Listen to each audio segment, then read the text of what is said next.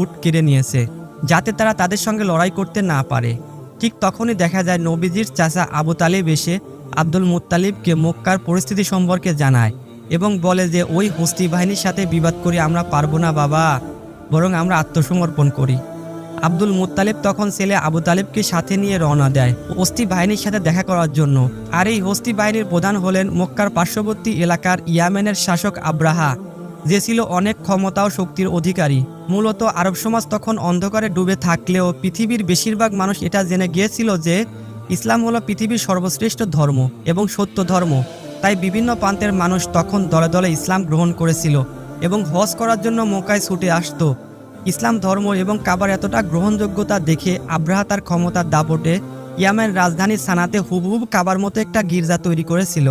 কারণ আব্রাহা চেয়েছিল মানুষ খ্রিস্টান ধর্ম গ্রহণ করুক এবং তার তৈরি গির্জাতে বেশি বেশি মানুষ আসুক।